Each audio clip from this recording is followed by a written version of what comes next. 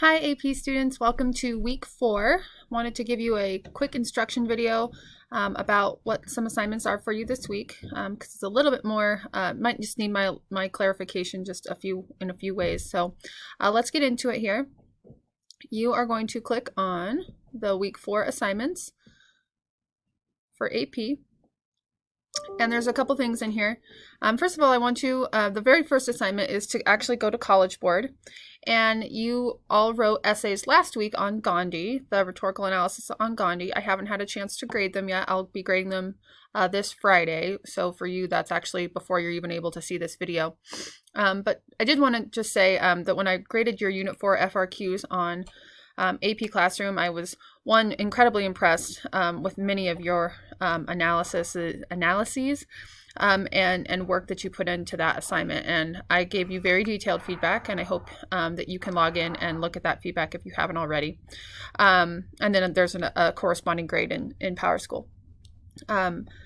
You know, a lot of you, and I wrote this on a lot of yours, used the word anaphora. And so I just wanted to clarify that anaphora is when you use the same phrase in multiple sentences. So a lot of you had said that Kennedy he repeated the word new, and that was anaphora. That actually is not anaphora. It's just a repetition of the word new. So don't overcomplicate it. Just make sure that you know that anaphora is the repeated phrase at the beginning of multiple sentences. Okay, that was just one detail. It seemed to be something that I put on a lot of your feedback there.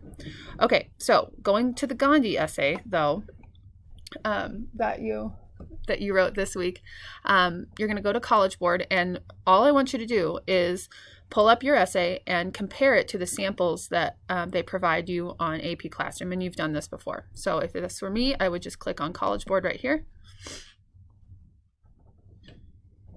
And of course, you have to kind of click the link out to it. Okay, so what you see is the AP English Language and Composition page, okay? So you have to watch me here because there's a bunch of buttons on these pages. Okay, so you wrote the Gandhi exam, which was the question from the 2019 exam, okay? Rhetorical analysis is always question 2. Here are the samples from students, okay? Here are also the commentaries that were made and how they were scored on our rubric. Remember, you get a point for thesis, 1 point for thesis, up to 4 points for evidence and analysis or reasoning, and then 1 point for sophistication. So these will show you how these scored, okay? So you don't have to read them all. I would pick maybe one at the very beginning, one in the middle, one at the end, maybe just 2, one at the beginning and one at the end, to compare your own to. Okay, the ones at the beginning are the better essays. Okay, so this first one here is going to be one of the better ones. Ones at the bottom, as you go, you're going to see they get shorter and less in depth because they were scored worse. These are actual students' papers from last year. Okay, so pick a couple, and I want you to just compare your own writing to their writing. Okay, what's good, what's bad, what's the same, what do you notice upon reading somebody else's work that you could use to help your own understanding of the piece, perhaps. You can do this comparison in a couple different ways. You could write it on Google Docs and share it with me, so you could write out the comparison, or because I like making videos for you, I would be totally okay if you did this kind of in real time, and you made like a video recording on your phone and you emailed that to me, just the way that I often do.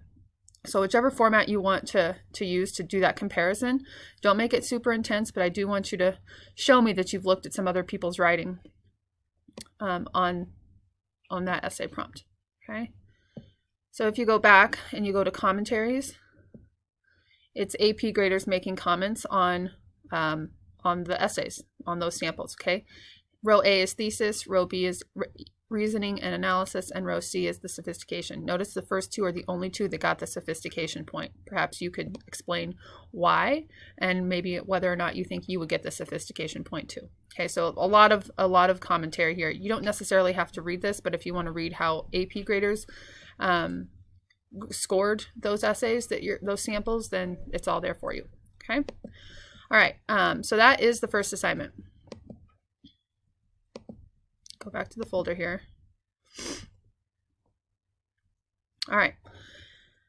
That's the first assignment. Like I said, you can turn it in by Google Docs or by making a video comparing your writing and sending that to me as well.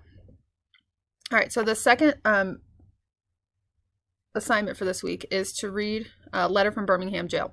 Here's a link to it. I have it in Google Docs for you. That's the link. Ignore this first page. There was a weird copying thing. So just ignore that. Okay. So the letter from Birmingham jail was written by Martin Luther King. This is definitely a text that we would have read had school been in session during our community unit, our unit on community. And social justice and social responsibility, and does man have a responsibility to protect and defend his fellow man? This is the penultimate text to show you kind of those arguments. So what I thought we would do is read it, and then instead of doing anything argument related to it, you would choose a chunk from this longer letter that he writes, and write some analysis for it. So some background information on this text. Okay, Martin Luther King, obviously he's famous for the I Have a Dream speech, but one of his other famous texts is the letter from Birmingham jail. King and his followers were put in jail on Good Friday, so the Friday before Easter, in Alabama, for breaking the law against public demonstrations. They weren't in jail long, but it was more of a political statement that the leaders of Birmingham were trying to make. When he was in jail, a group of clergymen, so religious leaders in the town, published an article in the paper accusing Martin Luther King Jr.'s efforts for being untimely, for being extreme, for not being, kind of what they stand for as religious leaders. And so this letter that Martin Luther King writes is in response to them. And it's long, but it was also published in the paper. Here are some of their accusations on this PowerPoint. He's an outsider and should not be involved in local business. He doesn't live there. He and his followers should negotiate for change in racial equality rather than demonstrate. Their actions are untimely. There's not a good time for this. And there's no justification for breaking the law because that is essentially what they were doing. And so these are the accusations that King responds to specifically. Okay, so back to what I have shared with you. Here's his letter. You can see it was written in 1963. He calls him my dear fellow clergyman. Fellow, like we're both men, we're all men of God, myself included, we're fellows. Okay, so what I did in this first chunk is I made some comments to the side. You do not have to do this. This is just for you to see how I would approach kind of picking apart some of the rhetorical strategies that King uses in his speech. So I have those all out to the side here. Whenever you see a line, that's a chunk. Okay, that just, you're going to pick a chunk to analyze.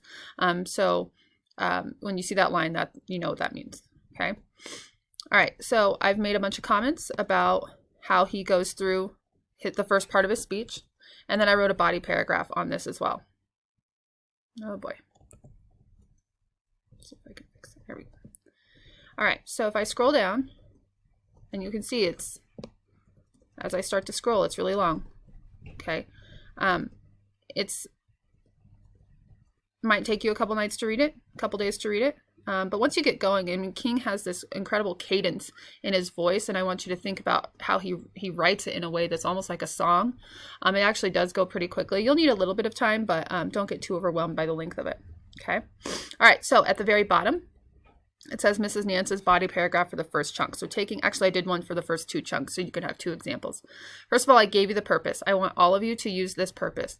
In Martin Luther King Jr.'s letter from Birmingham jail, he writes to the clergymen of Birmingham, Alabama, in order to dispel their claims and build support for taking political action against racial injustice. Okay, so how does he do that in the first chunk? Well, here's my writing. In the first section of the letter, King Jr. establishes himself as, quote, patient and, quote, reasonable speaker that wants to logically approach the claims made against him. He does so by listing his credentials. King Jr. has, quote, some 85 affiliated organizations across the South. And since one of the claims made against him was that he is an outside agitator, he calmly alerts the clergyman that he is there because, quote, he was invited here.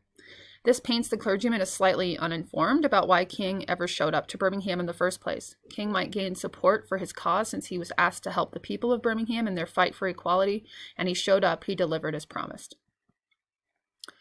And so I also underlined the way, kind of the strategies that I'm using. So it's not necessarily a strategy. What is he doing? He's establishing himself as this kind of person. He's listing his credentials. Okay, in the second body paragraph, again, you're only writing one. I just gave you 2 samples. I've got personification, comparison, allusion, parallel structure, and of course there's just quotes peppered in there all over the place, and that's what I want you to do. So I don't want you to get confused. I have 2 body paragraphs here, but you are only doing 1. So pick a chunk after you read it that you think there's a lot to it. There's a lot that you could analyze in terms of this purpose, and write one. Okay, and I provided you another link for you to write it. Okay, but you're going to use this purpose or something close to it. You don't have to rewrite it. I just want you to keep this one in mind as you write your body paragraph. Okay, you can write it below mine if you like. You each have an individual copy of this that you can click on through Schoology. And so you can write yours below mine if that's an easy way to do it. You could also create a new Google Doc and share that with me too if you don't want to constantly keep scrolling between your chunk and then the writing portion. That would be fine too. Okay. You know me, I'm flexible with how you turn it in. So again, at the bottom here or in a separate Google Doc, all of that would be fine. Okay. All right. So back to Schoology. This is where you would write it and turn it in if you were to write it at the bottom of my body paragraph. But don't get too crazy about that. If you'd rather just create a new Google Doc and type it that way instead of, again, scrolling back and forth, then just do it that way. This is just for people who want to write it at the bottom. This is kind of an easy way to do it, okay? So here's the link to the letter. Here's that for if you want to type it at the bottom. Otherwise, share. And don't forget to do the College Board comparison first. Okay, so it seems like a little bit of work this week, right? We've got 2 big assignments, the comparison plus Birmingham Jail. But really take the week to do both assignments. Don't save them all. Of course, that's my advice. But 2 assignments between now, Monday, and then Friday. And if you need a little bit more time, of course, I'm willing to give that to you. Okay. All right. Email me with questions. You can also join me for office hours on Wednesdays from 2 to 3. I'll update the remote learning folder with an easy way for you to get into that as well. Okay. Thanks so much for watching, and I'll talk to you soon. Thanks.